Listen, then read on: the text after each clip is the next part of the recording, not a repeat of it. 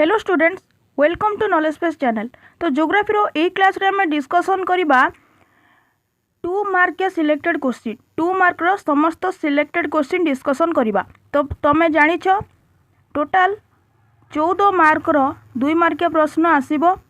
तुमको 12टी प्रश्न रु 7टी रो उत्तर करिवा पई पड़िबो।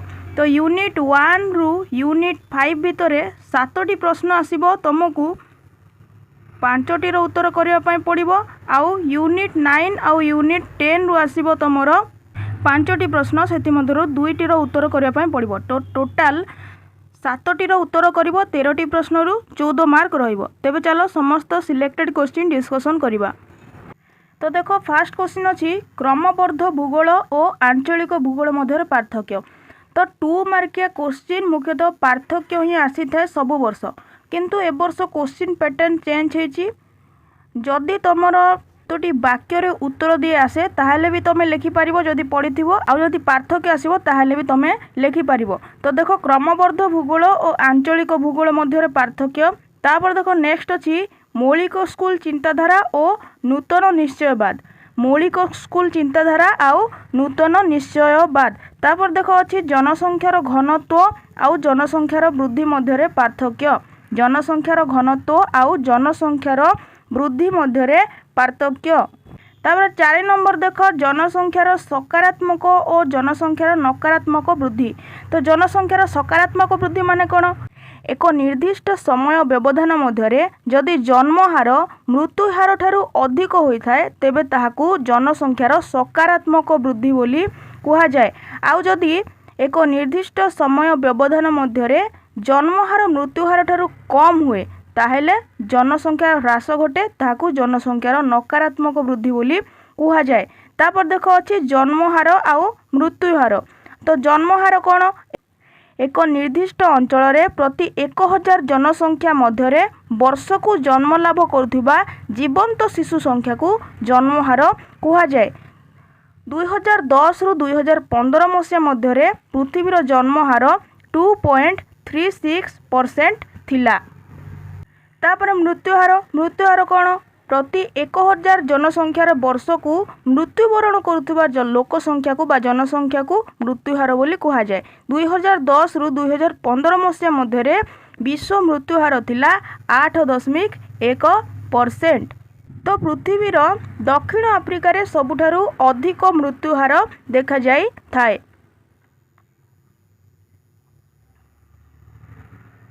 तापर देखो 6 नंबर प्रश्न कार्यक्षम और निर्भरशील जनसंख्या। तो कार्यक्षम आउ निर्भरशील जनसंख्या। तो कार्यक्षम जनसंख्या कौन? 15 वर्ष रु 59 वर्ष बयसर जनसंख्या होउछंती कार्यक्षम जनसंख्या। 15 वर्ष रु 59 वर्ष बयसर लोक माने होउछंती कार्यक्षम जनसंख्या कुहा जाए। तापरे निर्भरशील जनसंख्या कौन?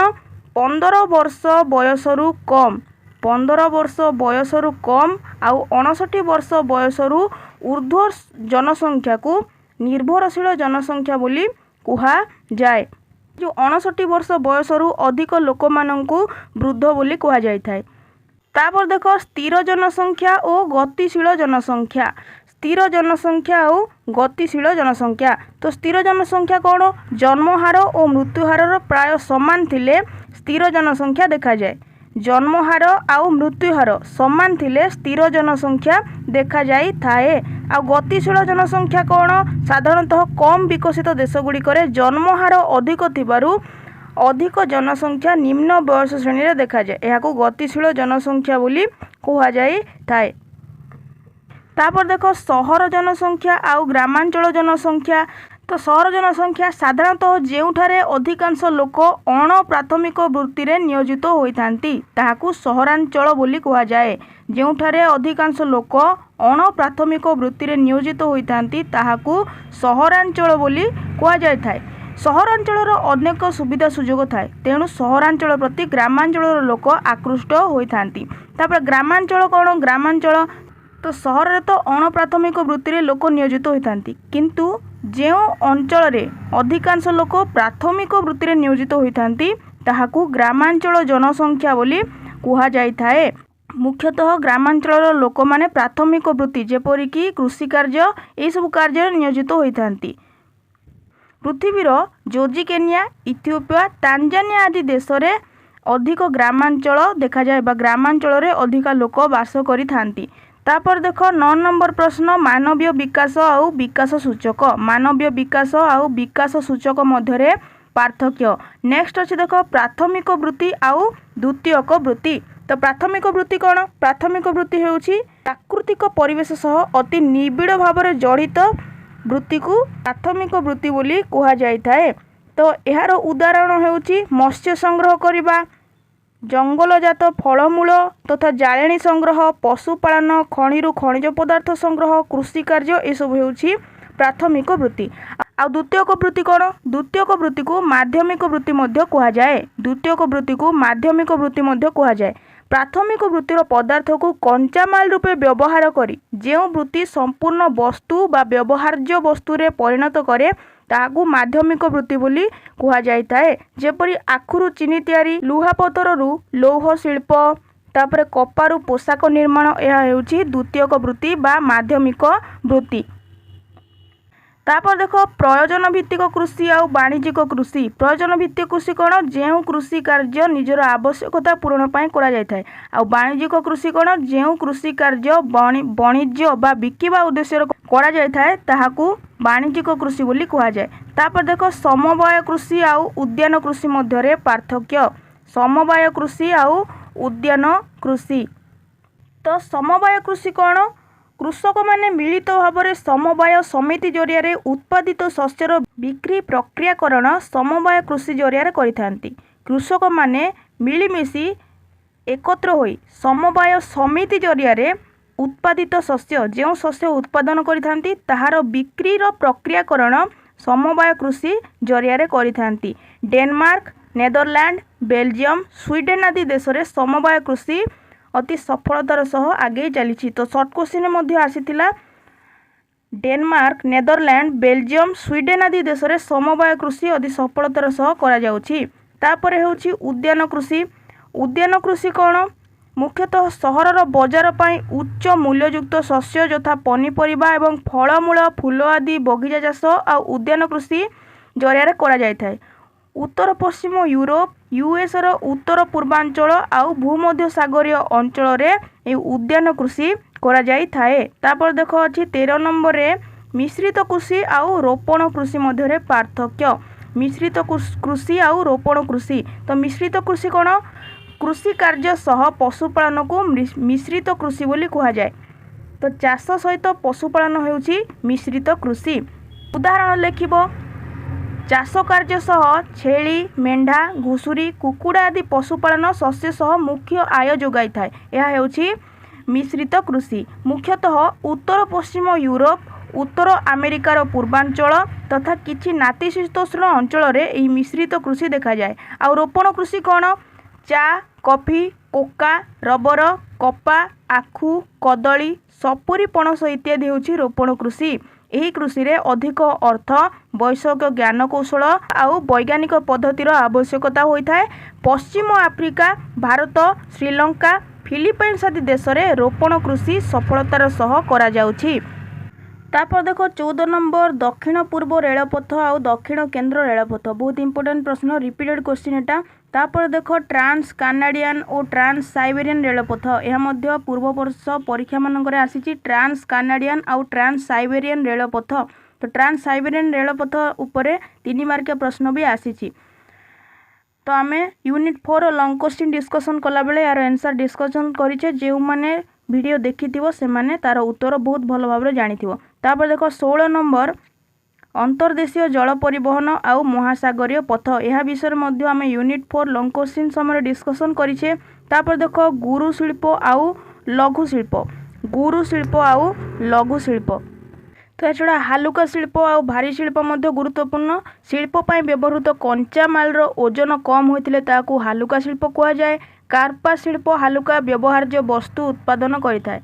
तो यार एक उदाहरण होछि कार्पा शिल्प हालुका शिल्प। और भारी शिल्पर कौनसी शिल्प रे उत्पादित वस्तुर आकार खूब बड़ एवं ओजन होइतिले ताहाकू भारी शिल्प बोली कहा जाए।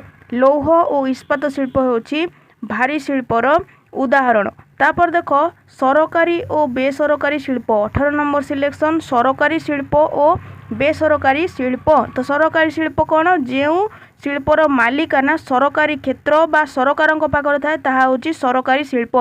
आ बेसरकारी शिल्प होउछि जो शिल्पर मालिकाना बा मालिकत्व ओनरशिप जड़े व्यक्ति फार्म बा परिवार पाखरे थाए ताहाकू बेसरकारी शिल्प कहुए। से माने निजस्व पुंजी लगाण बा निजे पैसा लगे से शिल्प तैयारी करिथांती जेपरिक टाटा रिलायंस ए सब होउछि बेसरकारी शिल्पर उदाहरण। आ सरकारी शिल्प होउछि SAIL BHEL ए सब होउछि सरकारी शिल्पर उदाहरण। तापर देख ग्रामांचल और सहरांचल जनसंख्या ग्रामांचल और सहरांचल जनसंख्या।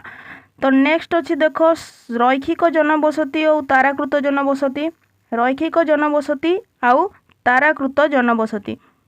तो रैखिक जनबसति हूँ एक साधारण जनबसति जहाँकि ग्रामांचल रास्ता नदी रेल धारणा बा केनाल रो उभय पार्श्वर एक सरल रेखार घर तैयारी करी लोक माने रही थांती। तो ग्रामांचल रे देखिबो रास्ता एमती सरल रेखार थाए सीधा ही थाए रास्ता तापर नदी नदी भी एमती थाए तापर होउछि रेल धारणा भी एमती सीधा थाए। यही सबू उभय पाखरे यही सबूर कड़े एक सरल रेखार लोक माने घर करी रही थांती सरल रेखार घर करी रही थांती तेणु यहाकू रैखिक जनबसति बोली कहा जाए। आउ ताराकृत जनबसति कौन समय समय देखा जाए एकाधिक रास्ता गोटे स्थान रे परस्पर को छेद करिथांती बा प्रमुख छकरू विभिन्न दिगरे लंबी थांती।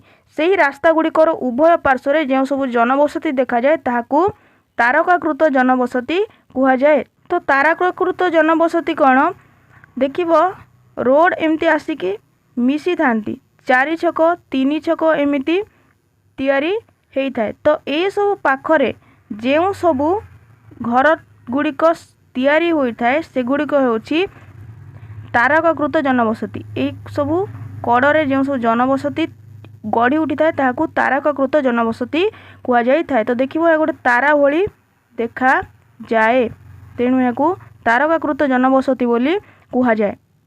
तापर 21 नंबर देख विक्षिप्त जनबसति आउ केंद्रीभूत जनबसति।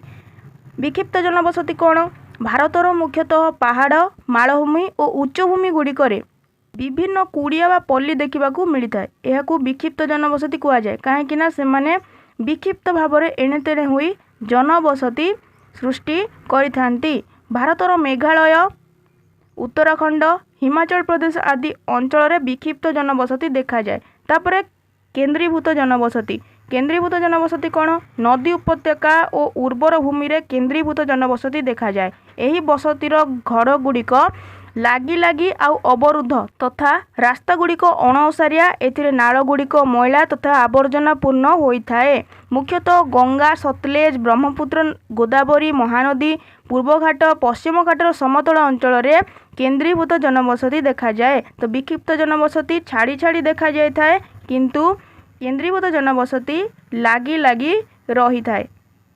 तापर देख सहर आउ नगर मध्य पार्थक्य सहर आउ नगर मध्य पार्थक्य यह मध्य important repeated question last year भी आसीथिला। तापर देख प्रशासनिक सहर आउ प्रतिरक्षा सहर मध्य पार्थक्य प्रशासनिक सहर आउ प्रतिरक्षा सहर।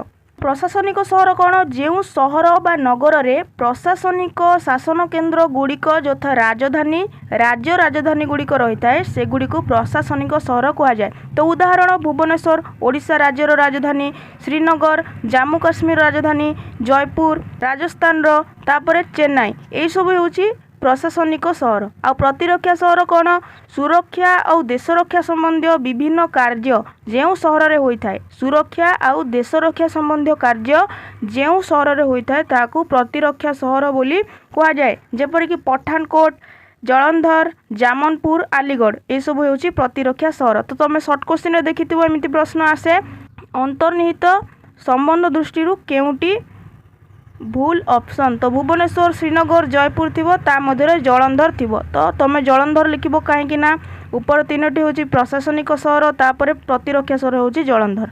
यहीपरी तापर गला देख 24 नंबर देख जातीय राजपथ आउ राज्य राजपथ मध्य पार्थक्य। जातीय राजपथ आउ राज्य राजपथ।